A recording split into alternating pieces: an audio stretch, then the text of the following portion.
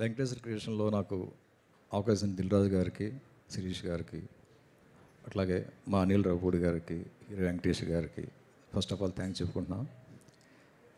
ఇంత block buster హిట్లో నేను భాగస్వామైనందుకు నాకు చాలా హ్యాపీగా ఉంది. అట్ ద సేమ్ టైం ఇంత బ్లాక్ బస్టర్ హిట్ చేసినందుకు తెలుగు ప్రేక్షకులకు అందరికీ నా తరపున, మా యూనిట్ తరపున థ్యాంక్స్ చెప్పుకుంటున్నాను. రిలీజ్కి బిఫోర్ ఈవెంట్లో ఎప్పుడు మాట్లాడిన మా సమీర్ గారు, నేను ఇప్పుడు కూడా మాట్లాడాలనుకున్నాం. అంటే షూటింగ్ జరుగుతున్నంతసేపు ఆ లొకేషన్లో ఉండే ఆ ఎనర్జీ కానీ అందరూ ఎంజాయ్ చేసే విధానం చూసి మాలో తెలియని ఏదో కాన్ఫిడెంట్ వచ్చేసింది. అనవసరంగా ఎక్కువ మాట్లాడుతున్నామా అనిపించింది ఫస్ట్ ప్రీ రిలీజ్ ముందు.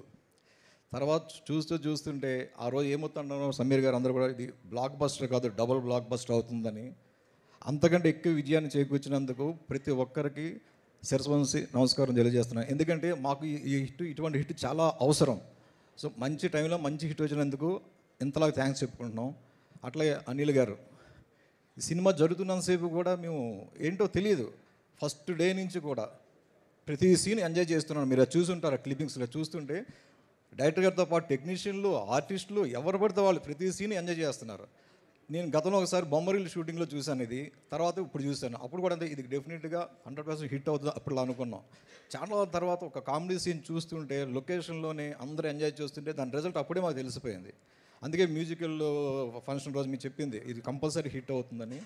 ఇంత మంచి హిట్ చేసిన మరీ థ్యాంక్స్ చెప్పుకుంటున్నాం. అలాగే మా హీరో వెంకటేష్ గారికి థ్యాంక్ యూ చెప్పుకుంటున్నాం. అట్లాగే మా హీరోయిన్స్ ఐశ్వర్య గారు, మీనాక్షి గారికి, అట్లాగే దిల్రాజు గారు, శిరీష్ గారికి, మీ తోటి ఆర్టిస్టులకి, టెక్నీషియన్లకి అందరికీ థ్యాంక్స్ చెప్పుకుంటున్నాం. అట్లాగే నా ఆర్ట్ డిపార్ట్మెంట్ అందరికీ కూడా థ్యాంక్స్ చెప్పుకుంటున్నాం. Thank you very much.